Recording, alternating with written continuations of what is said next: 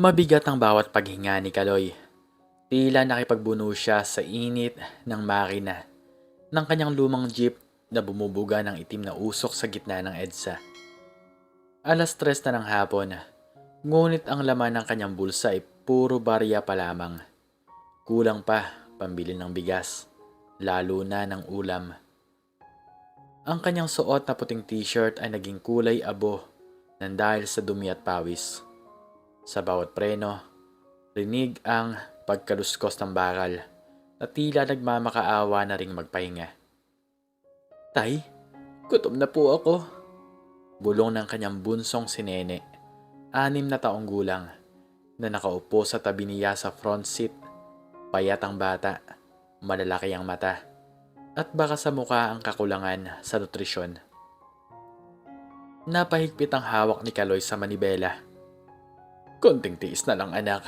Di ba, pupunta tayo mamaya kay Tita Aleli mo? Birthday niya. Siguradong maraming pagkain doon. May spaghetti, may manok, at may cake. Sumilay ang ngiti sa labi ni Nene. Talaga tay? May hotdog din? Oo naman. Mayaman na si Tita Aleli mo. Nanalo sa loto di ba? Di tayo matitiis nun. Kadugo natin yun. Sa likod, nakasakay ang panganay niyang si Buboy, 16 anyos, na tumutulong magkolekta ng bayad. Tahimik lamang si Buboy. Alam niyang totoo.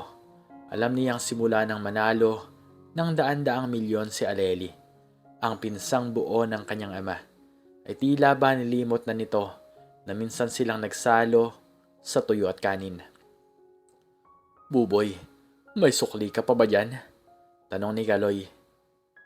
Wala na po tay. Ito na lang, 20 pesos. Sagot ng binatilyo.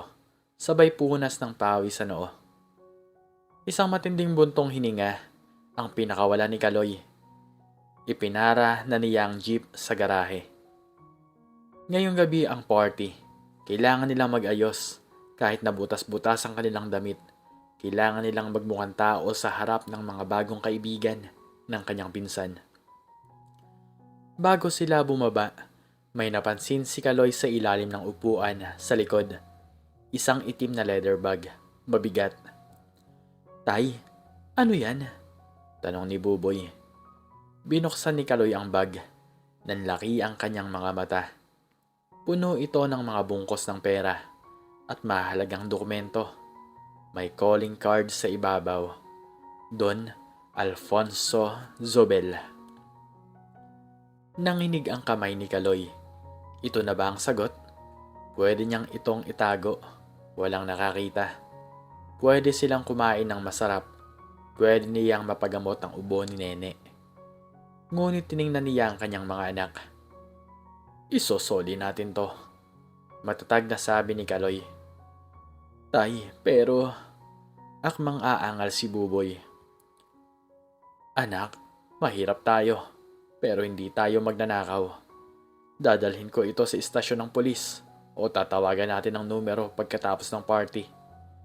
Pero sa ngayon, tago muna natin sa ligtas na lugar sa bahay. Huli na tayo para kay Tita Aleli nyo. Baka maubusan kayo ng pagkain.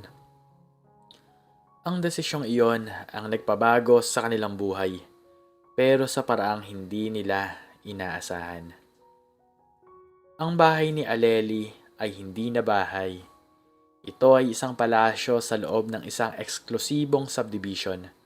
Mataas ang pader, may electric fence, at nagkikintaban ang mga nakaparadang sasakyan sa labas. Puro SUV, sports car, at mga sasakyang hindi man lang mahagip ng isip ni Kaloy ang presyo. Bumaba sila sa tricycle sa tapat ng guardhouse. Nakasuot si Kaloy ng kanyang pinakamagandang polo. Isang kupas na asul na polo shirt na may maliit na mantsa ng langis sa laylayan na hindi natanggal ng Clorox. Si Nene ay nakabestida na bigay pa ng DSWD noon. At si Buboy naman ay naka-t-shirt na puti at maong. Sino po sila? Tanong ng gwardya. Masungit ang tingin. Habang pinagmamasdan sila ng tingin mula ulo hanggang paa. Kaano-ano po kami ni Aleli. Ni Ma'am Alexandra, pinsan niya po ako si Kaloy. Nakayokong sagot ni Kaloy. Tumawag ang gwardiya sa radyo. Ma'am, may Kaloy daw po dito, mukhang ano po. Sige po, sige po. Bumukas ang gate, pero hindi sila pinapasok sa main entrance. Doon kayo pumasok sa side gate, sa may garden daw. Utos ng gwardiya. Pagpasok nila, tumambad ang isang engrandeng hardin. May catering setup, may banda, at may mga bisitang nakagown at naka-Amerikana. Amoy na amoy nila ang bango ng lechong baka, shrimp tempura at iba't ibang putahe. Napahawak si Nene sa tiyan niya. Tay, ang bango. Kakain na po ba tayo? Hintayin lang natin ang tita Aleli mo, anak. Bulong ni Kaloy habang pilit tinatakban ang katawan ng mga anak para hindi masyadong mapansin ng mga matapobreng bisita. Lumapit ang isang waiter na may dalang tray ng juice. Akmang kukuha si Nene dahil uhaw na ito. Oops, sorry bata. Para sa VIP guest ito. Sabi ng waiter sabay ilag ang tray. Doon kayo sa gilid. Napahiya si Kaloy. Hinawakan niya ang kamay ni Nene. Hayaan mo na anak. Tubig lang tayo mamaya. Sa di kalayuan, bumaba mula sa grand staircase ng mansyon si Aleli. Puno ng alahas ang leeg, braso at daliri. Kumikinang ang kanyang gown. Ang dating Aleli nangungutang ng panty sa palengke ay wala na. Ito na si Doña Alexandra. Nagtagpo ang mata ni Aleli at Kaloy. Nawala ang ngiti ni Aleli. Lumapit ito sa kanila hindi para yumakap kundi para magsungit. Kaloy, anong ginagawa niyo dito? Pabulong ngunit madiing tanong ni Aleli. Hindi ba sinabi ko sa'yo na busy ako? Aleli, birthday mo. Naisip ko lang na batiin ka, tsaka alam mo na. Birthday naman, baka pwedeng makakain ng mga bata. Wala pa kaming hapunan. Magalang na sagot ni Kaloy. Tiningnan ni Aleli ang mga suot nila. Diyos ko naman Kaloy. Tingnan mo nga naman ang ayos nyo, ang dudungis. Amoy jeep kayo. Nakakaya sa mga bisita ko. Nandyan si Mayor, nandyan ang mga amiga ko. Pasensya na Aleli, wala kaming ibang damit eh. Kahit pakainin mo lang sana ang mga pamangkin mo. Gutom na si Nene. Pagsusumamo ni Kaloy. Tumingin si Aleli sa buffet table na punong-puno ng pagkain. Tumingin siya kay Nene na nakatingin sa kanya na parang anghel na nagmamakaawa. Wala na, ubos ng pagkain. Pagsisinungaling ni Aleli. Kahit kitang-kita sa likod niya ang bagong refill na carbonara. Tita, ang dami pa po oh. Inosenteng turo ni Nene. Bata ka, huwag ka sumagot. Bulyaw ni Aleli. Nagulat si Nene at napayakap sa ama. Ang kukulit nyo. Pumunta kayo rito para mamalimos. Hindi porke nanalo ako sa loto. Kargo ko na ang buhay nyo. Kaloy, trabaho ka. Huwag kang umasa sa akin. Nagtatrabaho ako, Aleli. Pero alam mo naman ang biyahe ngayon. Puwersa, umalis na kayo. Sinisira niyo ang ambiance ng party ko. Doon kayo sa labas. Tinawag ni Aleli ang security. Paalisin mo nga itong mga to, nakaka-stress. Aleli, kahit balat man lang ng lechon para kay Nene. Halos lumuhod na si Kaloy. Sabi nang umalis eh. Guard, ilabas sila. Hinawakan ng guard si Kaloy sa braso. Tara na boss, bago pa mag-iskandalo si ma'am. Habang hinihila sila palabas, nakita ni Kaloy ang mga mata ng ibang bisita. Pandidiri, awa, panghusga. Si Nene ay umiiyak na. Tay, ayaw po ba sa atin tita? Gutom na po ako. Si Buboy na kanina pang tahimik ay nanginginig sa galit. Tay, tara na. Huwag na po tayong humingi sa kanya. Masusuko lang po ako sa pagkain niya. Isinara ang malaking bakal na gate sa mukha nila. Paglabas nila ng subdivision, Bumuhos ang malakas na ulan. Wala silang payong. Sumilong sila sa waiting shed na butas-butas ang bubong. Basang-basa sila. Nanginginig si Nene sa lamig at gutom. Dukot-dukot ni Kaloy ang natitirang barya sa bulsa. 50 pesos. Buboy, Nene, dito muna kayo. Sabi ni Kaloy. Tumakbo siya sa isang karinderya. Sa tapat na pasara na. Ale, pabili po kahit kanin at sabaw lang. Tsaka po 2 itlog. Sabi ni Kaloy. Bumalik siya sa waiting shed, dala ang styrofoam. Pinanood niyang kumain ng 2 anak. Siya, nakatingin lang sa kawalan. Ang tiyan niya ay kumakalam, pero ang puso niya ay durog na durog. Tay, kumain din po kayo. Alok ni Buboy. Busog pa ako anak. Kumain ako sa terminal kanina. Pagsisinungaling ni Kaloy, kahit ang totoo, tubig lang ang laman ng tiyan niya buong araw. Habang kumakain ng mga bata, hindi napigilan ni Kaloy ang pagtulo ng luha. Umalo ito sa patak ng ulan sa kanyang pisngi. Ang sakit, ang pait, kadugo niya si Aleli. Siya ang nagtatanggol kay Aleli noong bata pa sila kapag inaaway ito. Siya ang nagbibigay ng baon kay Aleli noong high school kapag walang pera ang magulang nito. Ngayon, ni isang platong spaghetti ipinagkait sa kanila. Tay, bakit po kayo umiiyak? Tanong ni Nene. Puno ang bibig ng kanin. Niyakap ni Kaloy ang 2 anak ng mahigpit. Mahigpit na mahigpit. Wala to anak. Masaya lang ako at magkakasama tayo. Tandaan nyo, kahit mahirap tayo, hindi tayo masamang tao. Hindi tayo nangaapi. Umuwi sila sa kanilang barong-barong, na basang-basa. Gutom pa rin ang ama, at may sugat sa puso na hindi kayang gamutin ng panahon. Bago matulog, tinitigan ni Kaloy ang leather bag na nakuha niya kanina. Pwede sana niyang gamitin ang pera.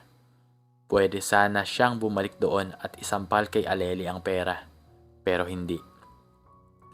Bukas na bukas, isasauli ko ito. Bulong niya sa sarili. Dahil ang dangal, ang tanging yaman na may ipapamana ko sa mga anak ko. Kinaumagahan, tanghali na nagising si Aleli. Masakit ang ulo niya dahil sa wine. Kalat-kalat pa ang mga regalo sa sala. Binuksan niya ang malaking TV habang humihigop ng kape. Breaking news. Sabi ng angkor sa TV. Isang tapat na jeepney driver. Isinauli ang 5 milyong piso at mga sensitibong dokumento na naiwan ng bilyonaryong si Don Alfonso Zovel sa kanyang jeep kahapon. Napatigil si Aleli. Jeepney driver? Nako, ang mangmang naman nun. Kung ako yon, tinago ko na.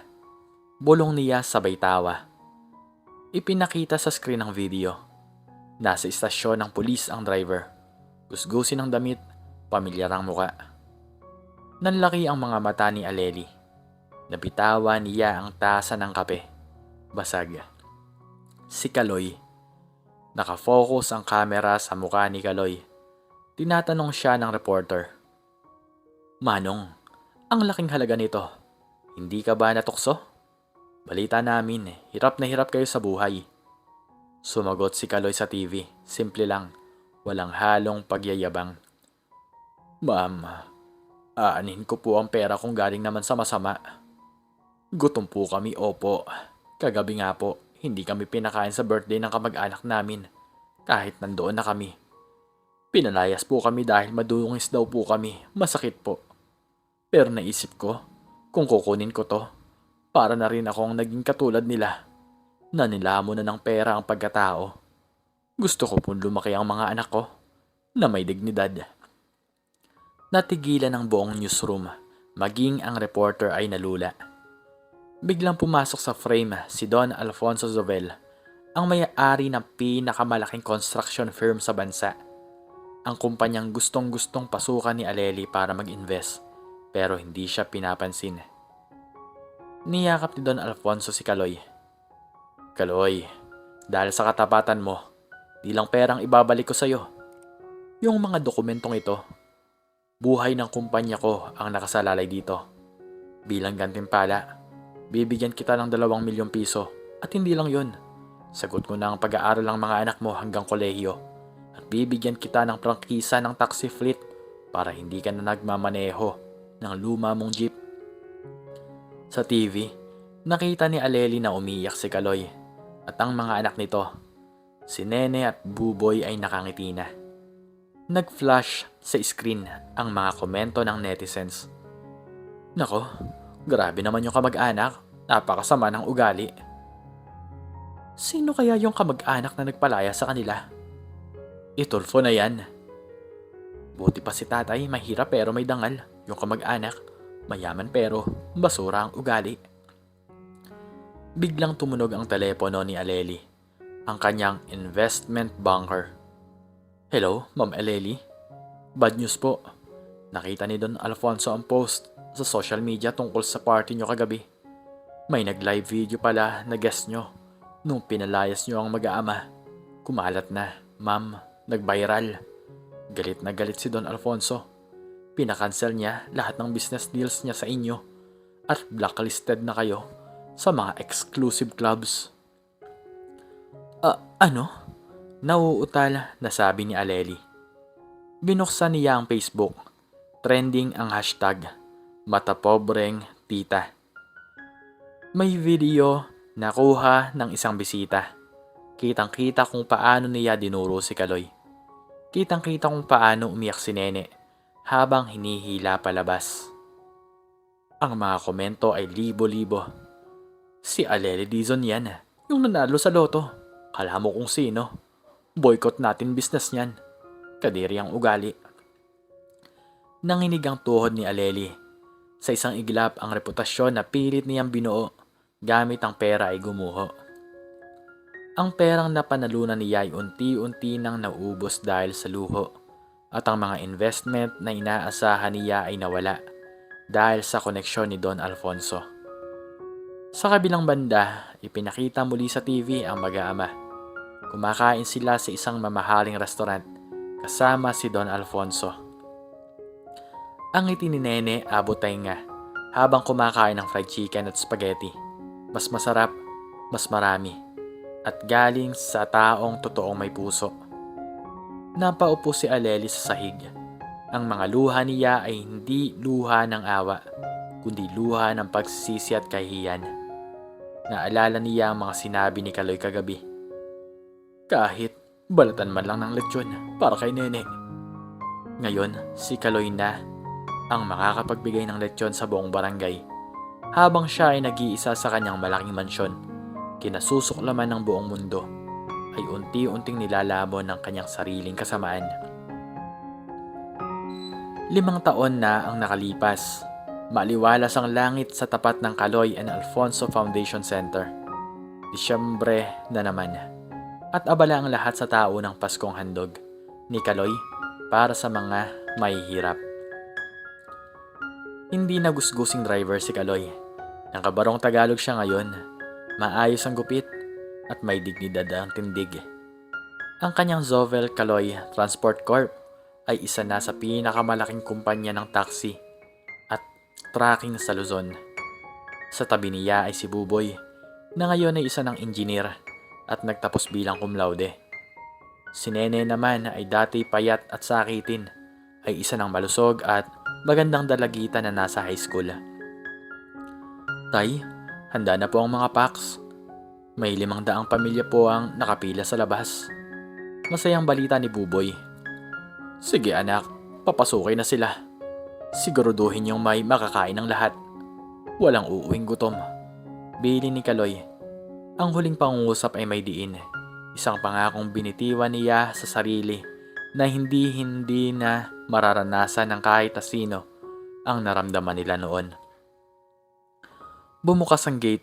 Pumasok ang mahabang pila ng mga tao. May mga matatanda, may mga batang lansangan. Ang bawat isa ay inaabutan ng mainit na sopas, fried chicken at malaking grocery bag. Sa dulo ng pila may isang babaeng nakayuko. Nakasuot ito ng lumang duster na kupas na ang kulay. Ang kanyang buhok ay puti at magulo. Ang kanyang mga mata ay nangingitim sa dumi at nakasuot lang ng pudpod na tsinelas. Nanginginig ang kanyang mga kamay habang hawak ang isang plastic cups na walang laman. Nang siya na ang nasa tapat ng mesa kung saan nag-aabot si Kaloy, hindi siya makatingin ng diretsyo. "Merry Christmas po, nanay," bati ni Kaloy habang iniabot ang grocery bag. "Ito po, may hamon at queso de bola po yan para sa Noche Buena." Dahan-dahang inangat ng matanda ang kanyang muka para abutin ang bag.